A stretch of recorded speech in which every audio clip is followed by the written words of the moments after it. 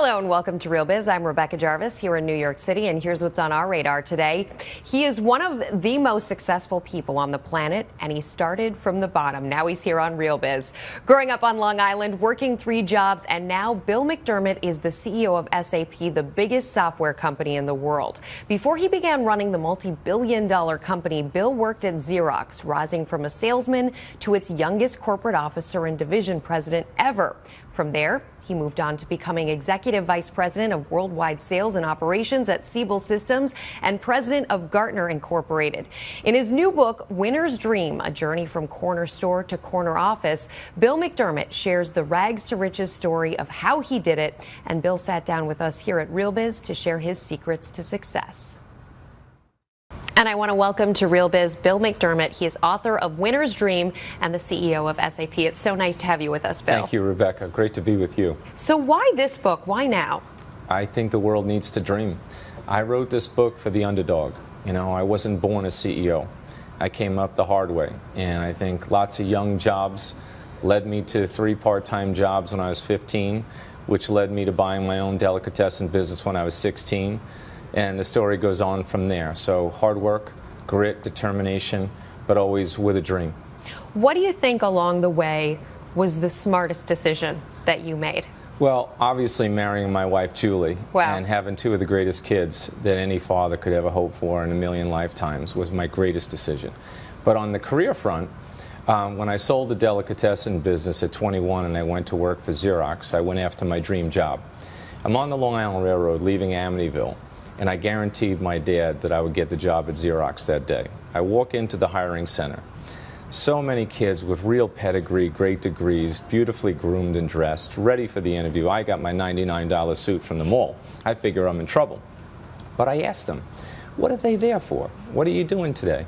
Well, I'm playing the field, I'm interviewing here, there, and everywhere. I knew exactly why I was there. I was there for my dream job. I read the annual report about the then CEO reinventing the company on total quality management. They went to interview for a sales job. I went to be the next CEO. It's such an important part of your story, the way that you were always thinking. And I think when you read this book, it's sort of a roadmap for anybody out there who has a dream, who that dream is big, yes, like yours at the time. Yes. And who is uncertain about how to get there. And I think a lot of people, one of the issues is where to start. What is that very first step? Yes. What would you say is the first step people should take? As a young person, take a step to work. You know, I talk about newspaper routes and upselling cookies and cards on the route, but get young people involved in the movement of work, because it's like any other reflex. When you know how to work and you enjoy the work itself, it becomes your destiny. The other piece is encourage kids to take chances on things that they really believe in. I really believed I could run that delicatessen and make it successful. At 16 years old? At 16 years old. What was it at 16 that made you think, I'm going to sell deli meats and it's going to be a good idea? I had 3 part-time jobs. One at Finest Supermarket. I worked for the town of Amityville, Long Island, and I worked as a busboy in a restaurant. I got the chance to consolidate it into one job. When the deli went for sale, I had a familiarity with the customers. I had a familiarity with the suppliers. I was comfortable in work. And when I had a chance to buy it for $5,500 note, $7,000 with interest, I pounced on it. But here was the key. I knew my base. I had the blue-collar workers, got to give them credit. They make a lot of money on Friday night, but by Sunday morning, they're kind of broke. So I gave them credit. I knew that lifestyle. I grew up in it. And then there were the senior citizens. They would prefer to have things delivered versus leave their house. We deliver. And then the high school kids, this was the fun part. I couldn't get them to walk a block and a half past 7-Eleven to my store. So one day I get on the line and I say, what are you guys doing all lined up? It's a big store, only 4 at a time in there. Well, they think we might take things. So I watched this and I said, you can come down to my store 40 at a time. And to underscore knowing your customer, one kid says to me, when I want to get treated with beautiful experience, good food, very kind service, I come here. A high school student said this. A high school student. And he said, when I want to steal stuff, I go to 7-Eleven. So the idea is you treat your customers, you segment your markets, and you treat everybody with dignity and respect, and you can grow a pretty good business. What do you say to the person, though, Bill, who says, this guy is clearly smart. He was, for some reason in the universe, he was anointed to be on this path, and he made it. He made it, but a lot of people don't make it. Yeah, I was the underdog. I mean, if you think about my story, you know, climbing up the ladder, going to a no-name school, interviewing for that initial job, I wanted it more.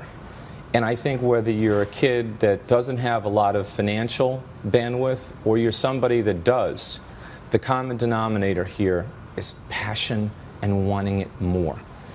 And I tell people all the time, they're like, well, what do I do with my kids? Because we are well off, or we have means.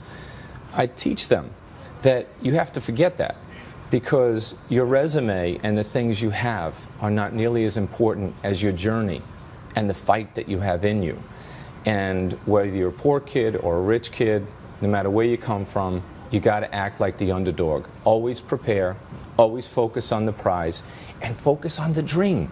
When you can get kids to figure out the dream, your working life becomes your life's work. I never felt like I went to an office. I always felt like I was working for the dream. And that's really important when you get hit with thunderbolts and setbacks, which I did and everyone does. It helps you get back up again. And so many people, I mean, that thunderbolt, unemployment has been as a very widespread thunderbolt. Yes. And we're finally sort of climbing out of that hole. Yes. But for so many, I mean, there's still about 12 million people in this country who don't have a job, 7 million people who are part-time employed, not because they want to be part-time employed, but because it's the only work available to them. Right. What's your advice to those people right now? Don't lose hope. Read The Winner's Dream. In this book, there is a roadmap for getting involved in work and making the most out of the opportunities that are in front of you. It's absolutely fascinating. I mean, how do you go from working in the delicatessen to owning the delicatessen? You constantly have to be agile on your feet, looking for opportunity. Go in with passion and grit and determination to do great things. People will notice you. They will find you. If you give everything you got, you will be noticed. And hand up when there's something, looking for that thing. Absolutely. Matter of fact, I talk about one story in the book. I was passed over for a promotion. Many of the people watching this program know this feeling. It could break your heart. But instead of breaking my heart, I went up, got in my car, I met with the leaders of the company, and I asked them, why'd you pass me up for the promotion? The person that got the promotion did not perform at my level. I just want to register my ambition. I don't want you to change your decision, but explain to me why I didn't get the job. I registered the ambition. I put him on notice. The senior vice president of the company at that time said, Bill, 9 times out of 10, it'll go your way, and I'm sure of it. So therefore, I want to thank you for coming here, and I'll be watching over you now. So by registering that, they know you're a serious player, and you're not going to be taken for a patsy. That's a good thing. I like that. They know you're a serious player. You have just published on LinkedIn, your story is much more important than your resume. Yes.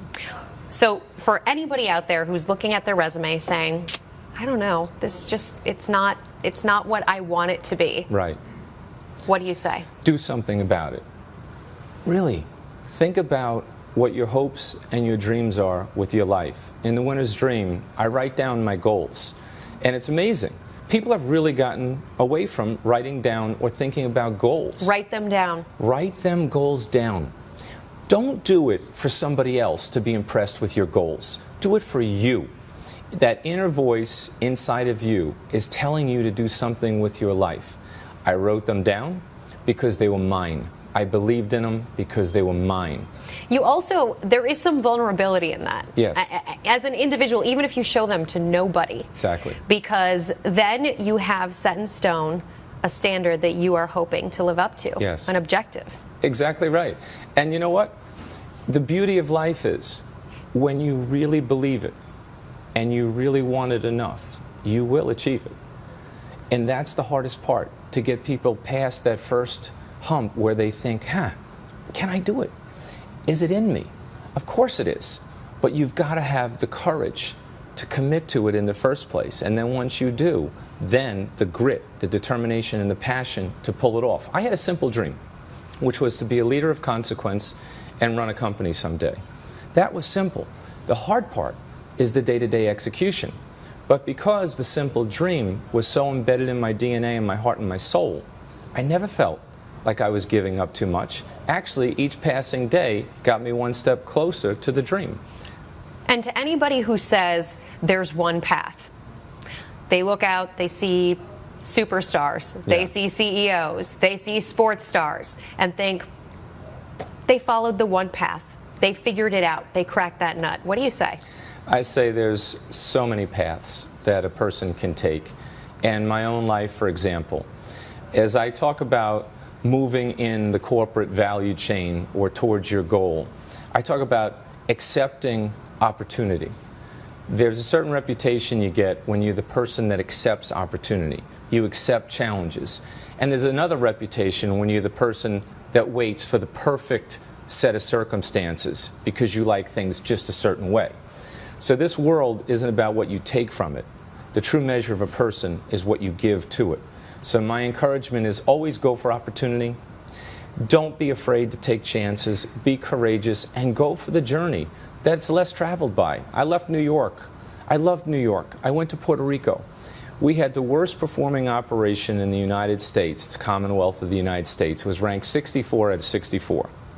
I go into Puerto Rico with a dream that we can become number one. And you're thinking if you make it number one, then you really are something. Then I'm really something, but it's really for the people because I spent my time listening and learning. I'm like, why are you guys last? What's going on here? And they explained to me, they just want a clear plan. They want to be inspired when they come to work. Work shouldn't be a prison cell. And they want their holiday party back. So I basically made a commitment, day one, with Gilbertito Santa Rosa, who was the #1 salsa singer and act in Puerto Rico at that time, that you will play at the El San Juan Hotel for the Puerto Rico district, and we will be #1 in the country. Well, we were like Seabiscuit, turning the corner as we went into the final quarter of the year, and we became #1 in the country. Why? Because enough people cared. And Not salsa. Not salsa. Well, what was amazing, Rebecca, is we're all dancing into the parking lot at 3 o'clock in the morning. I asked Gilbertito, I said, Gilbertito, I'll write you a personal check. Can you please play some more? He said, no más, senor. This is it. That was we tired done. him out. If you could go back and change one thing, what would it be? You know, I actually wouldn't change a thing, and I'll tell you why. Because even the most painful things that I've been through have led me to someplace better. So, for example, has every job move I've ever made been the perfect one? Absolutely not. Were some of them on the surface a mistake or a lack of cultural DNA or a lack of match? Absolutely. But by going through the pain and enduring it and learning from it, it made me so much better. For example, when I left Xerox after 17 years, I was president of a division, corporate officer. It was my dream job, and I was on my way to my dream. But I decided I need to learn. I need to change. If I'm going to be a broader executive, I need another experience. So I took a chance, and I went to another company at that time to be the president of that company. I got hit by a lightning bolt. My wife was stricken with cancer. I have 2 little kids. I mean, on the surface, you'd say that's a disaster. But I became so much more because I knew after that, my wife's health got restored. I took the body blow. I learned from it. I grew from it, and I became so much more of an executive, so much more of a husband, father, and a man. So I think all of these setbacks, these painful things, we have to learn from them and let them give us the strength they were intended to give us in the first place. I want to do a little game of getting to know your CEO. Yeah. We also like to call it the Real Biz Rapid Fire. Of course. What time do you wake up? 5. How much do you sleep a night? 4 or 5 hours tops. What's on your nightside table right now? Right now, winner's dream. Okay, so if it wasn't winner's dream, what would be on your nightside table? I like to have something worth reading. Sometimes it could be somebody else's book. What's in the zeitgeist, basically? Yeah, exactly. So whatever is happening at the moment that might be of interest to me, it could be something in technology, it could be something in sports, something to cool me out at the end of a long day. Best piece of advice you ever got? Be you. My mother told me the best part of you is be you, and always be authentic in your own skin, and don't worry about what other people think about you. Your character and what you think about you is far more important than their opinion. It's a great note to end it on. Bill McDermott, Thank you so much for joining us on Real Biz. An honor to be with you, Rebecca. Thank you. And thank you so much for joining us for Real Biz. We want to hear from you. Like us, tweet us at Rebecca Jarvis, and comment right below. From ABC News World Headquarters in New York City, I'm Rebecca Jarvis. Have a great day.